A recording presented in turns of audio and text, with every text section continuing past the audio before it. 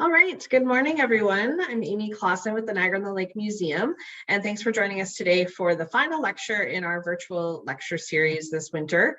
We're recording today's session, so for any reason you get kicked out or you can't stay for the full thing, we will be posting that on our YouTube channel, and we'll be sending it to everyone who's registered today as well. And as always, if you have questions or comments, please feel free to use the Q&A and the chat boxes at the bottom of your screen, and I'll field questions and comments to David at the end of the presentation. And as always, if you want to support any of our virtual programming and free programming here at the museum, we always appreciate donations, and I'll put a link for our donation page in the chat box as well. We really appreciate all the support we've had over the course of the entire pandemic with all of our virtual lectures. We've had quite a few people donate to our programming, which has been really helpful.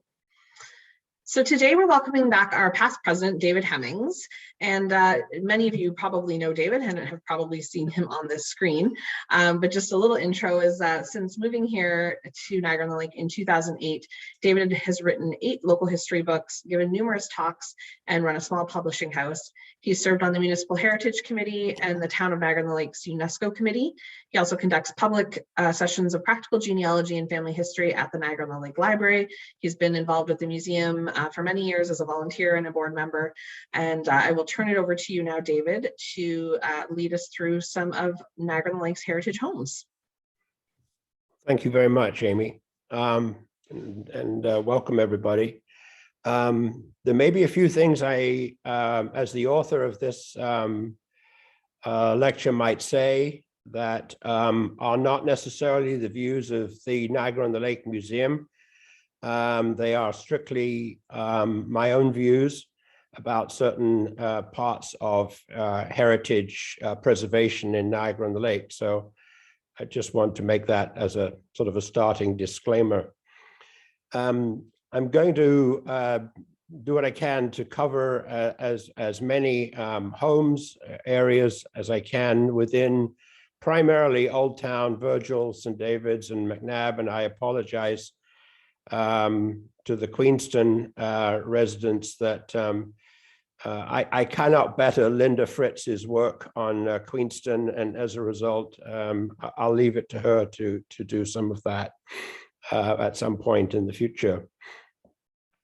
The first slide shows a map that was put out of the Old Town in 2016 by the planning department. It was kept fairly close at the time, but it was the proposed extension of the Heritage District of Niagara-on-the-Lake Old Town at that time.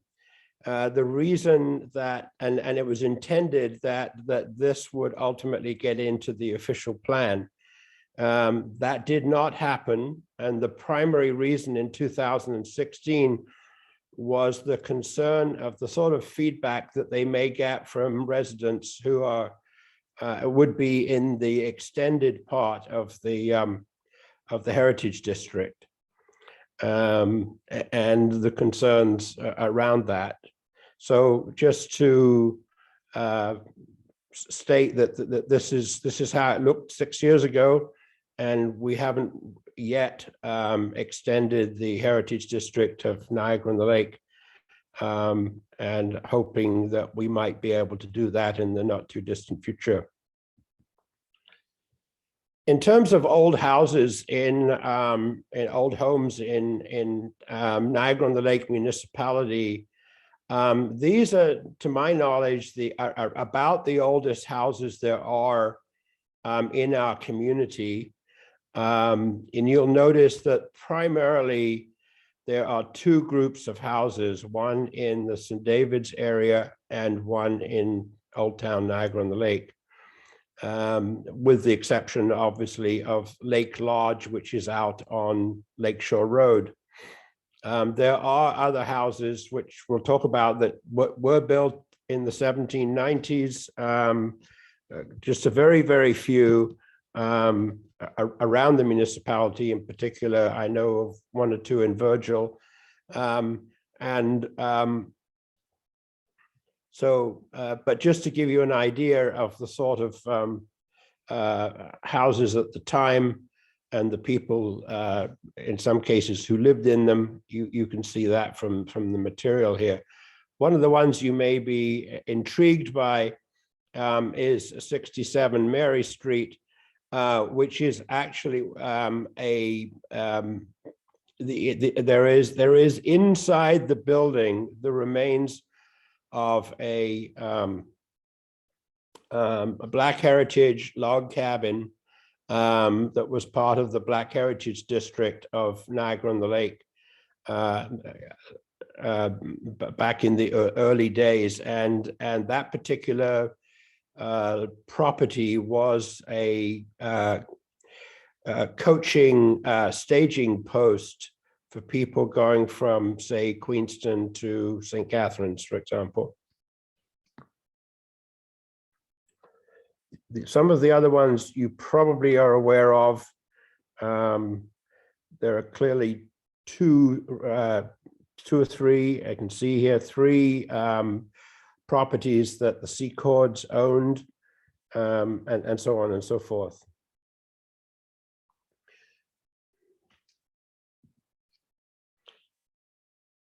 Some of the reasons why our properties do not stretch back into the 1700s in many parts of our community are that the Americans, during their brief period of invading the Old Town in particular, and Queenston and Virgil,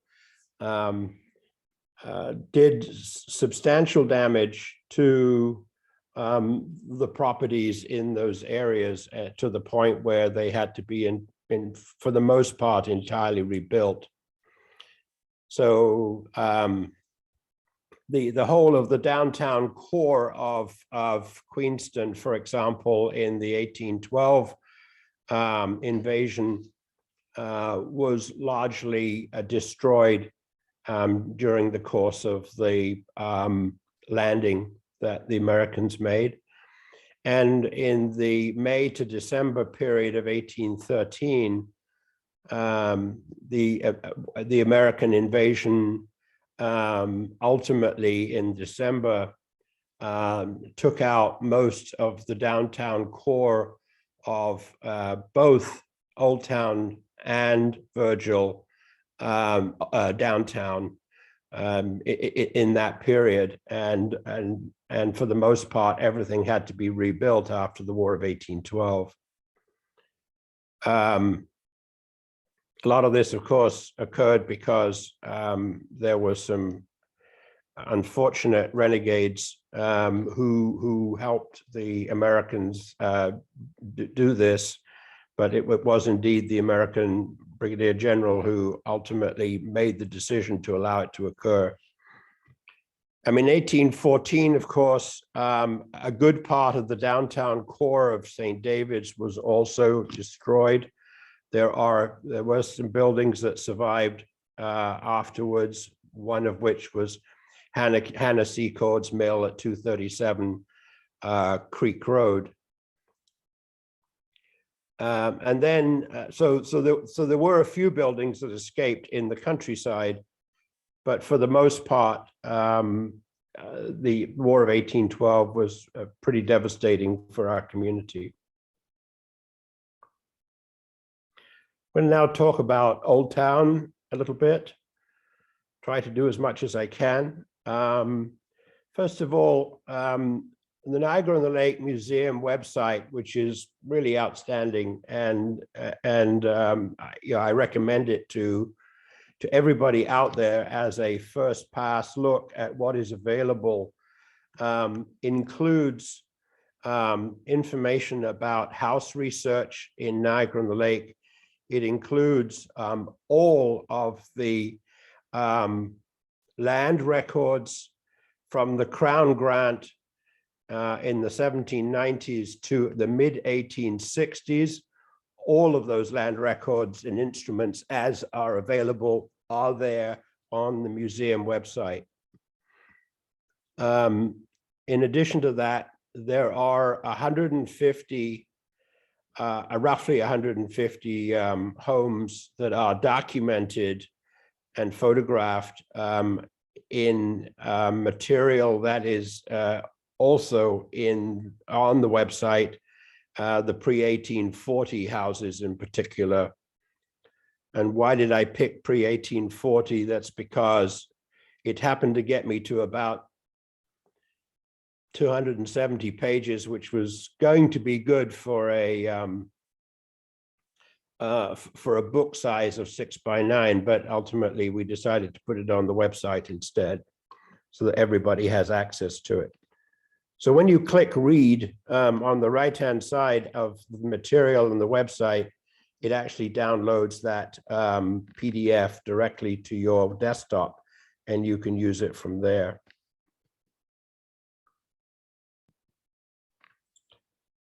This is an example of one of the properties in Old Town that is documented in the as much as it can be in that material that I've just referred to. And it just gives you an idea of the sort of information that you might find there. It's largely written from a social history perspective. It is not written from an architectural perspective.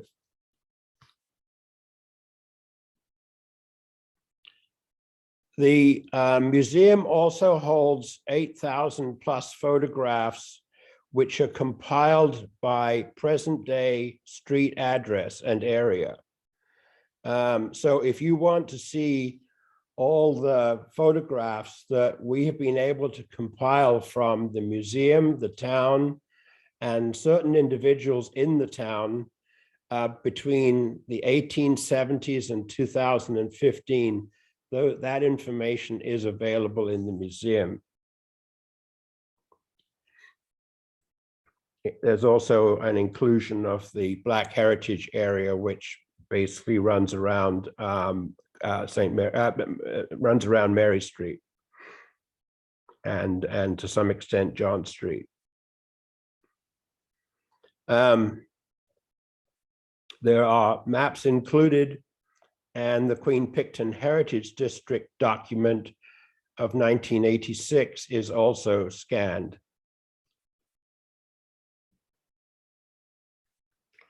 This is an image courtesy of the museum of the Victory Estate, which was built right after the war, the Second World War, for veterans. To qualify to get into one of these homes at the time, you had to be a veteran. The price of the home was around $6,500 at the time. And these properties were originally leased and ultimately leased with an option to purchase, and finally given over to being purchased. That took about a 10-year period after the Second World War. But it's a wonderful area of houses that we have just passed by every day going shopping or just going downtown, and don't look at very closely, but they are particularly good houses.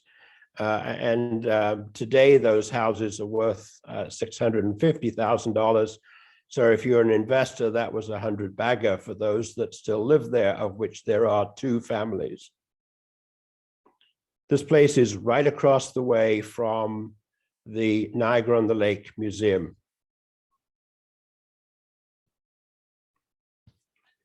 Let me now talk a little bit about Miss Young's school that is at 630 King Street. The current owner is a realtor. He decided to keep the house for himself when it became available, rather than entertaining bids from others, which simply is a little unusual.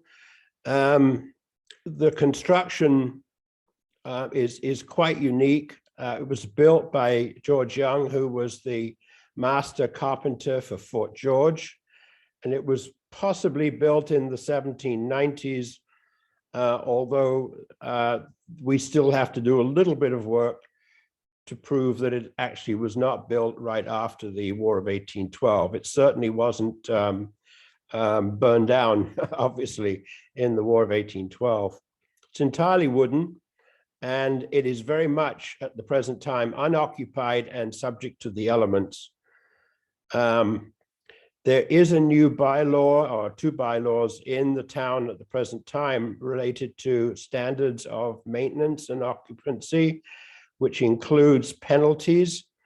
However, each one of the penalty elements being only $150 is not really a deterrent to any realtor or developer.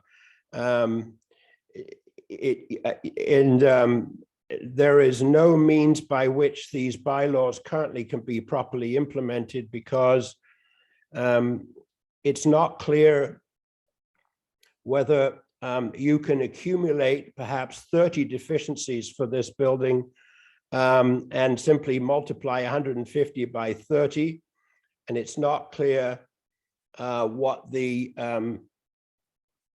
recurrence rate of penalties are. For example, can you go after the owner, once a month, once a year, or once in a blue moon? So there is definitely some work to be done still within the bylaw at the town to figure out how to get penalties in the order of 5 figures in order for perhaps an owner or a property developer to take notice of the significance of what the town is trying to do here. But just to say that there are a lot of problems with this property, not the least of which that it cannot be taken off the site without some of the trees being taken down as is. And in addition to that, so it would probably have to be taken down largely piece by piece, just like the stables were on the Phillips estate that Rainer Hummel had to be involved with on Mississauga and Queen Street there. So they would have to be taken down piece by piece and put somewhere. It's possible that Fort George might accept it. We don't know that. But nevertheless, moving this property could be a problem, certainly for the realtor, the person who owns the property today, which, by the way, he paid about $350,000 for, and it's the property itself, excluding the house, is today worth about $850,000. And as a result, he could make a nice killing on the property itself if this house was removed. It may be a reason why perhaps this house is not occupied. I don't know. Lake Lodge is another property which really needs to be moved from where it is. It is the original house that Reverend Robert Addison had. It's, to give you an idea of where it is, if you know where Conzelman Winery is, it's sort of behind Conzelman Winery, right up by the lake.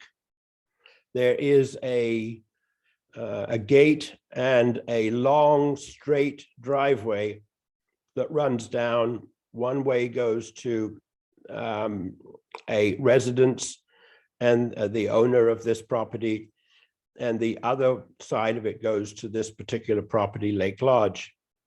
It is an absolutely fabulous property, kept in the most exquisite detail and state of repair. It has been used as an office by the resident, and it is an amazing property. it is really unfortunate that it is not available to the public in general. We've tried very hard to relocate this property because all around it, you can see the effects of the storms on the lake and the erosion that's been taking place.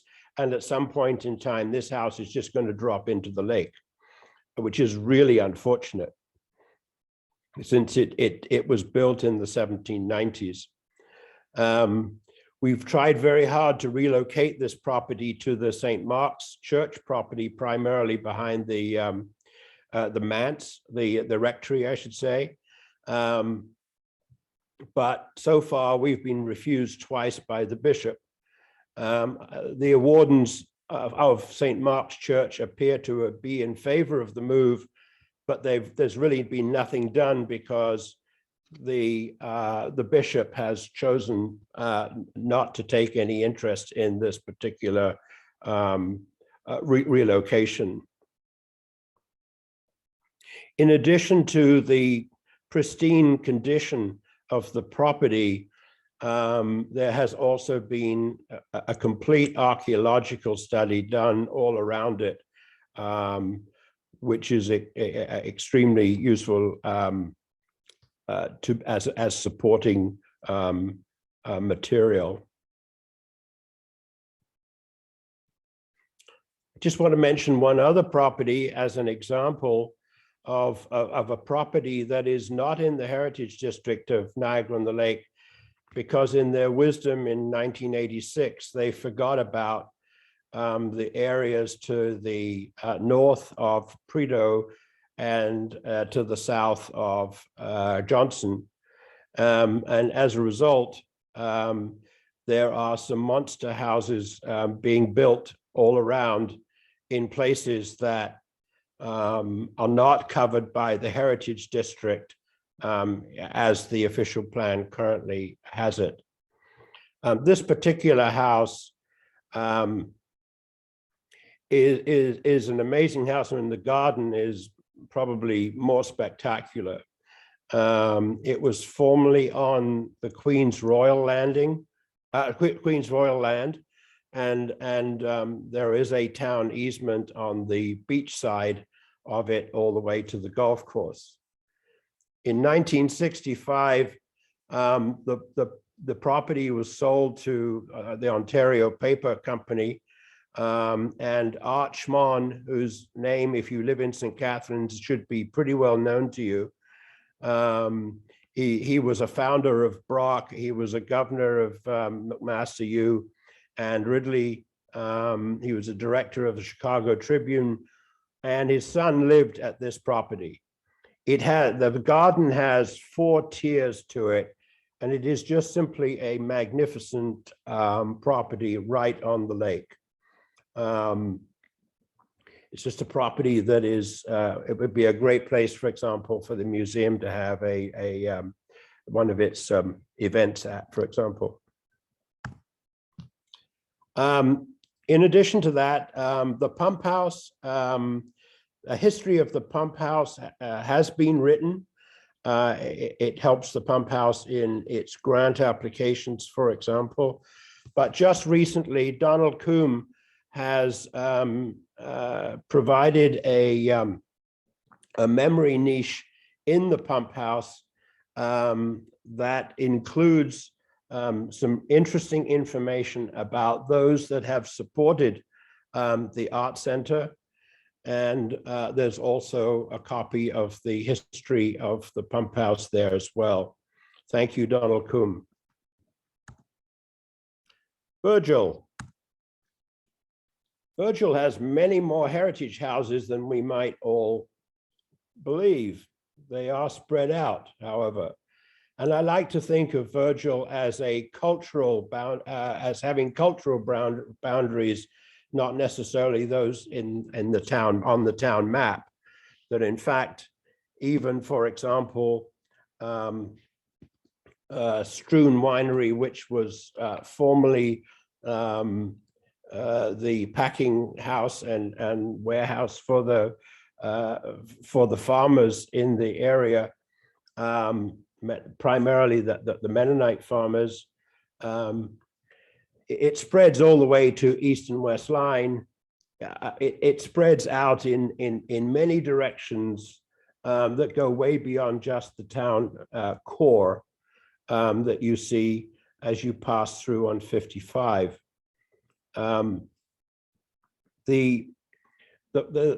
have recently been a listing of 20 heritage homes in Virgil submitted to the town, of which I think 5 or 6 were already on the heritage list, but I believe the rest of them have now been put on the heritage list in addition, so that those houses can at least be reviewed for any changes that should occur. There are 1 or 2 houses that actually survived the burning of Virgil, because Virgil was the place where the American forces and the British forces came up to each other on each side of the 4 Mile Creek.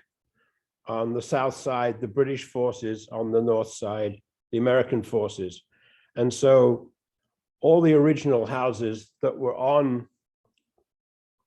in the downtown core of Virgil were largely destroyed by bombardment and the like during the course of, and ultimately by flame. Those properties have largely all gone, and so all the new properties have been put in place since the War of 1812. Some of the graveyards, which are fascinating graveyards, are still there, and those have survived. These are now the 20 properties in Virgil that have been submitted to the town and I think approved. The source of that material is a book that was written on the Crossroads in 2015. So if you want to read more about each individual property, that book I think is still available at the library, although it's now out of print. In that book is also a description of the way Virgil was more than 100 years ago. So it does tell you exactly what houses and businesses were in the downtown core of Virgil a little over a century ago. That includes, in this case, some of the cemeteries as well as and churches.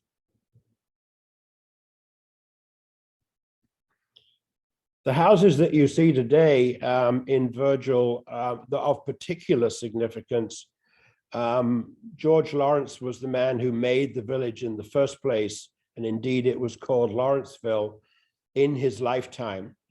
It wasn't until the post office decided to change the name to Virgil that Lawrenceville fell into disuse. But George Lawrence's house, which is the oldest house in Virgil today, other than the one that survived down on Creek Road, was built in 1818, and it has been used until recently as the pie plate, but the pie plate has very recently moved from that building.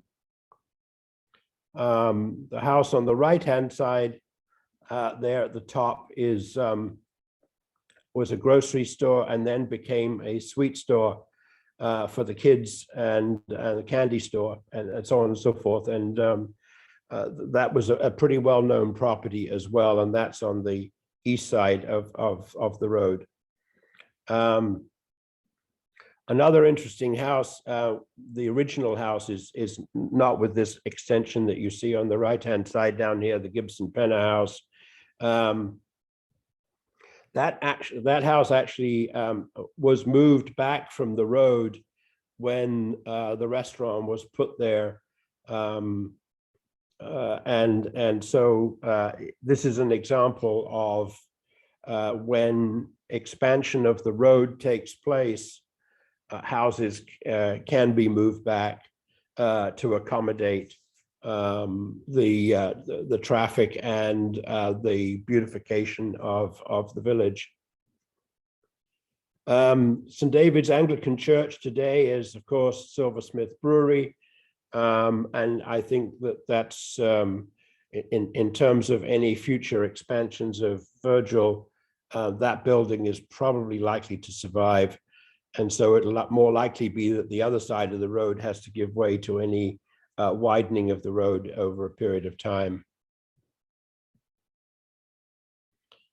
In addition to the houses themselves, the estates or the areas that have been built in Virgil, you can see a large preponderance of Mennonite names here, primarily because they were the ones that actually did the development. And if you look at all of the areas here, you can see that the expansions in Virgil through the early period up to, say, 2000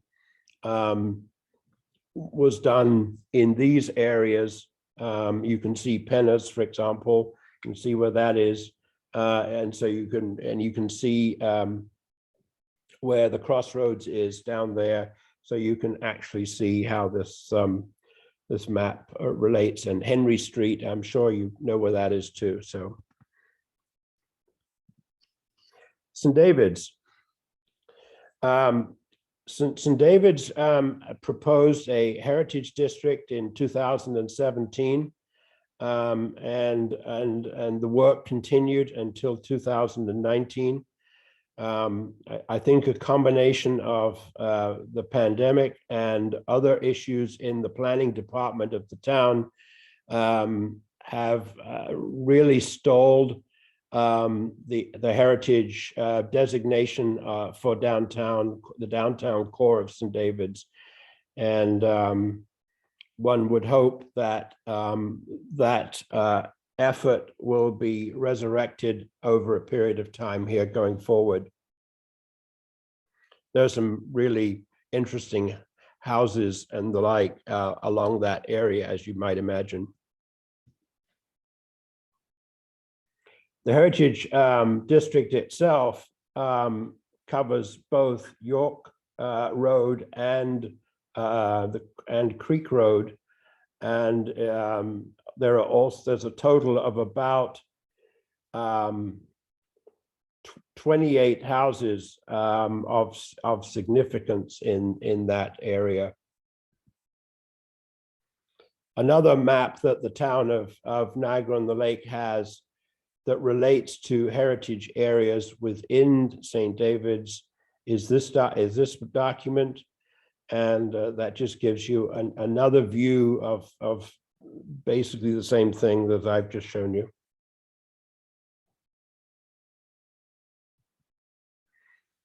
Some of the houses of real significance in St. David's are here. There are others which showed up in the second slide that I put up on this presentation that are really old.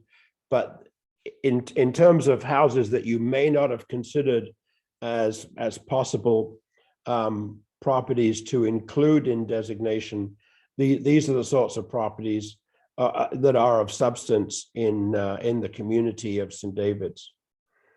It does not include 215 Creek Road or 237 Creek Road, which also has to be included.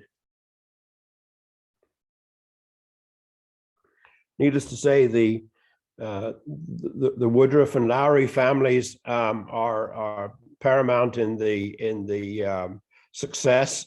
early success of St. David's, and we hope that we would hope as heritage preservation people that these houses are respected as new developments take place.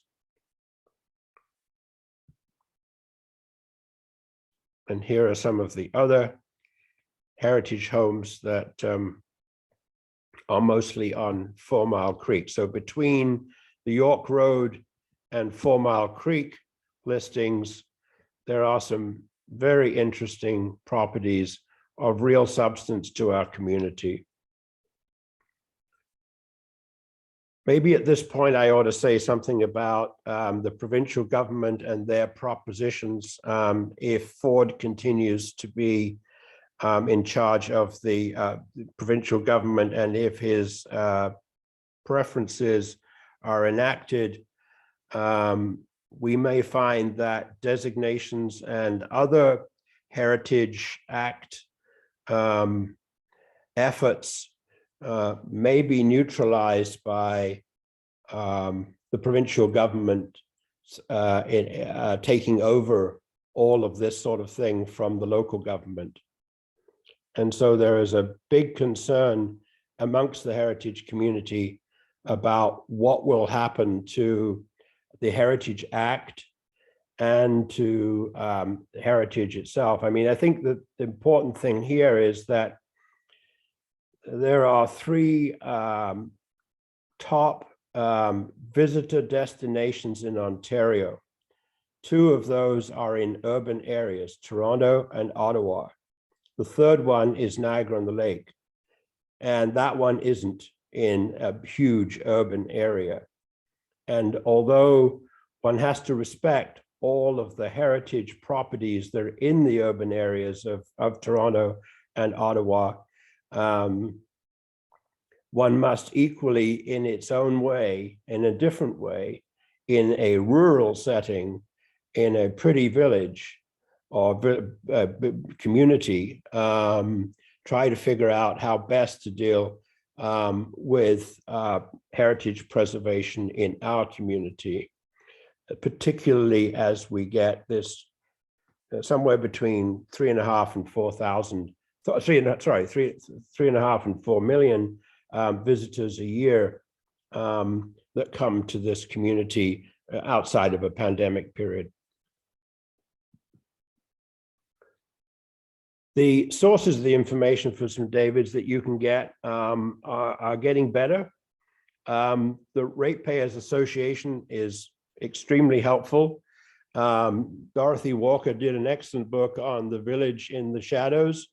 There is material on a history of the properties on York Road, mostly Lowry properties, that should be available.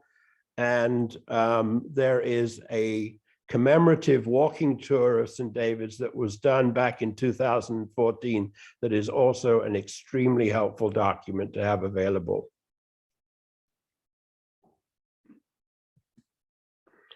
Let me talk briefly about McNabb. McNabb, as we may know, was granted to 2 brothers, and Colin McNabb and John. They were both the sons of a doctor, a loyalist doctor, who died unfortunately in 1780. But I think the community respected the McNabbs highly. Their brother was also a captain, and it was one of the very few Canadians, if not the only Canadian, to have died in the Battle of Waterloo. And Captain McNabb is buried in St. Paul's Cathedral in London. At least his plaque is there in the crypt. Colin McNabb and John McNabb each got about 850 acres of all the way down to, I estimated down to Scott Street from the lake, and well across in both directions from McNabb Road.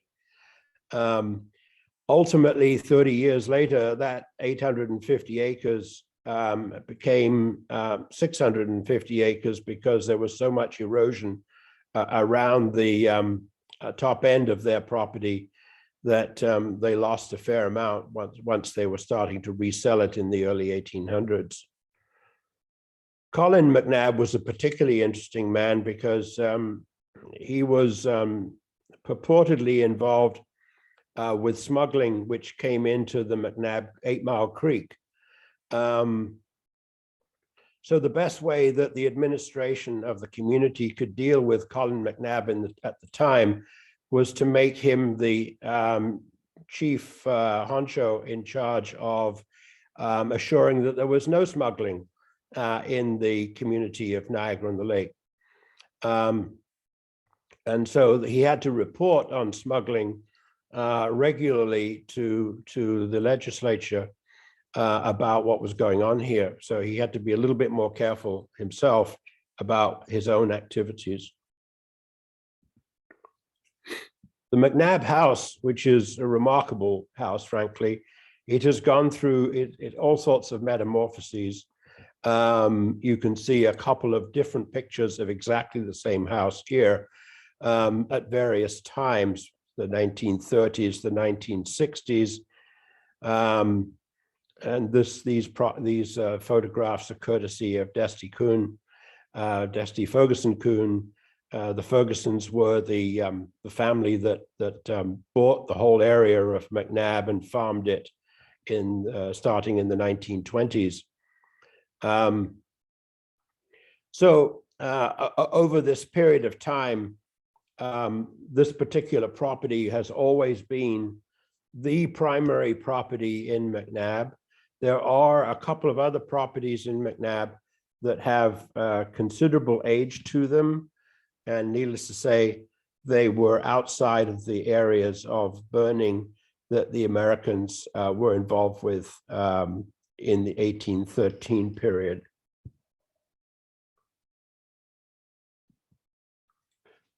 In terms of further assistance that you can get in terms of research of properties in Niagara-on-the-Lake municipality, I would start with, particularly for Old Town, looking at the material that is available under property research on the website.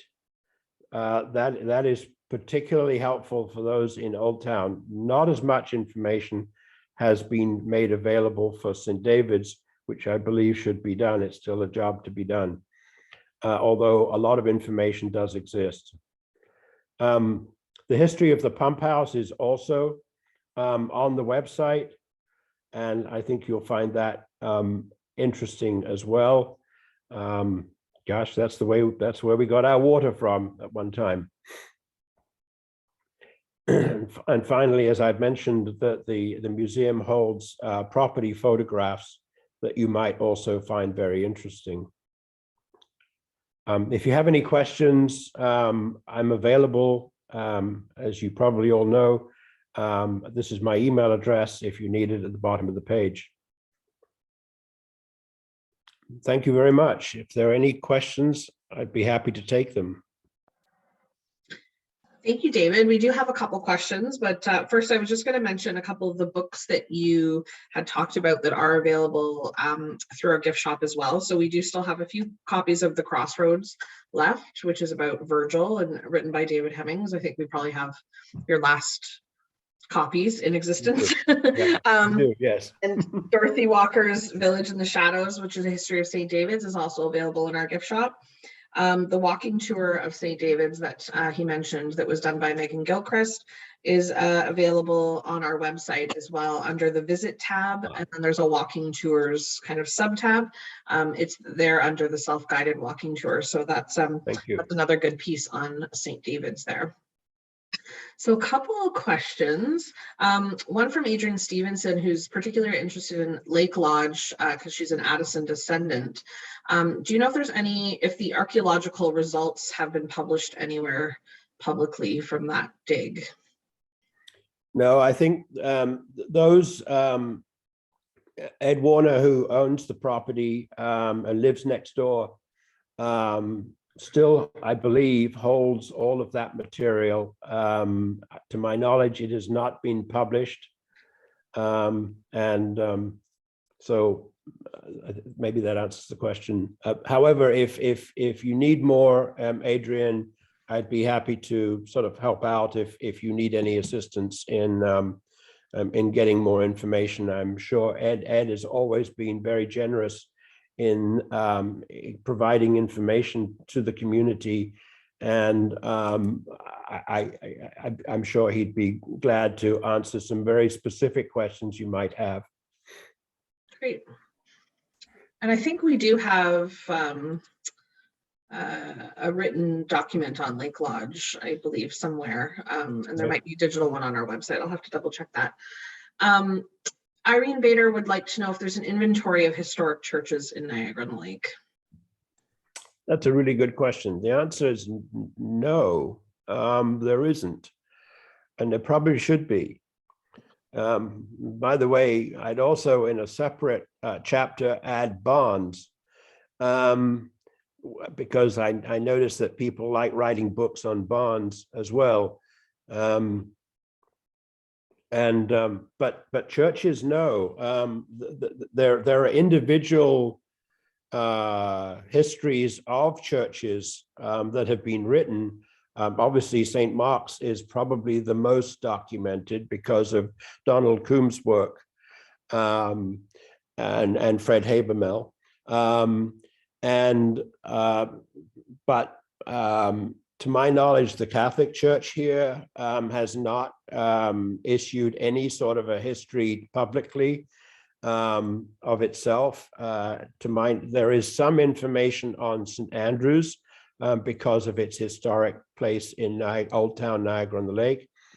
And there is a little bit of information on the United Church, only because it's on, I think it's Victoria. And so there's something there, but if you go around the community, there are other churches, and to my knowledge, those have not been documented. And I don't think either the present or past churches in Virgil have been documented, nor those in St. David's. And there was one in Queenston, but there isn't now. The only thing I can think of that would maybe have compiled some of the churches is your book on the cemeteries. Just in terms of anyone that would have a graveyard attached to them would appear in your book on the cemeteries, but not if they don't have a cemetery associated with them. And there are still a few of those books left. Yes, we also have those at the museum. Stuart Hall wanted to know if any buildings have survived from the Crooks family that you might know of, and maybe where the original homestead was. I don't think there are any surviving houses of theirs, nor Smith's house, nor, to my knowledge, some of those early properties got lost in the burning of 1813. So it's not clear. Now this could have been after 1813. I'm thinking off the top of my head here.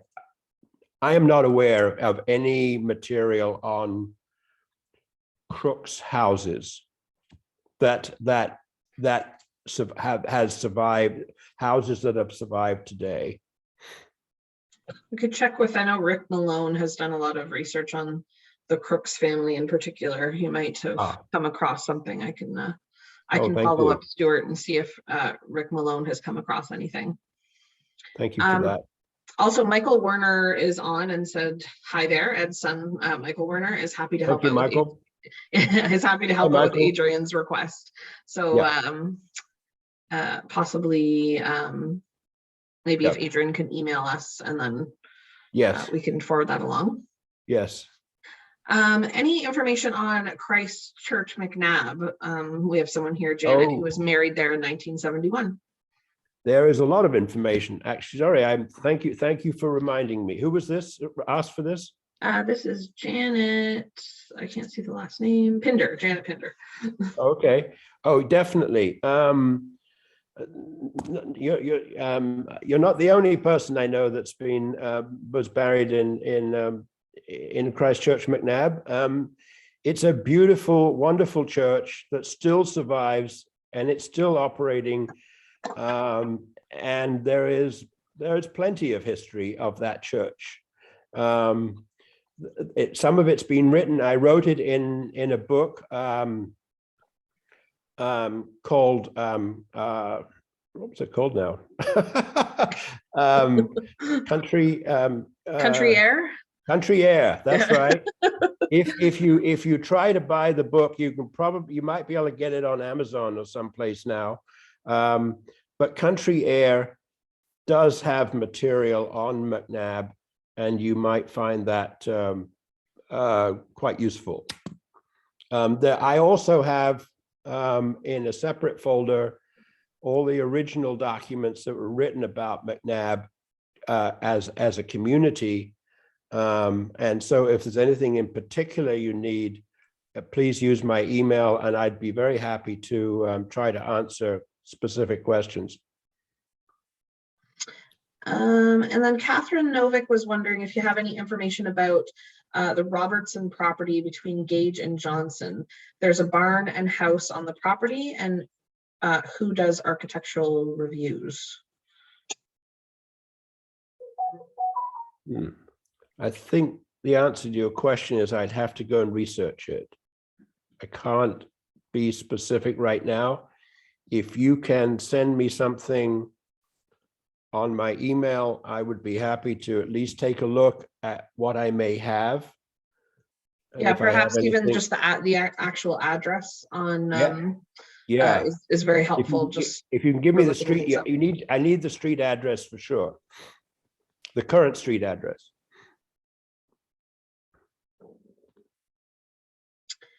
And Sarah was saying just John Crook's house, not the 1812 James Crook's homes in Chautauqua. So there's a John Crook's house left, but not the 1812 houses in Chautauqua area. Right. Thank you, Sarah. All right, I think I got everyone's questions. I was just scrolling through the chat there, trying to catch them all. If anyone has any other questions, as David mentioned, his email is right at the bottom there. He's always happy to correspond with people. He has a vast, a plethora of resources on his own computer, and we also have ones at the museum too. So between the two of us, we can hopefully help you with some of your questions. And I don't want to understate the fact that there's a lot of material on the museum website that you really ought to be looking at. It's definitely a great starting point. Yeah. Yeah. All right. So thanks so much, David. As David mentioned, we have lots of resources on the site. If you have any problems navigating that, feel free to give us a call or send us an email and we'll help you through that. And again, thanks for joining us today for the final lecture of the series. We are working on some plans for some in-person lectures, fingers crossed, over the summer. So we will be pleased to welcome you back to the museum for a more traditional lecture setting, and we'll do those once a month throughout the summer. So stay tuned for that. We'll announce that in April. And again, thanks for joining us today, and we'll see you all soon. Bye now. Bye.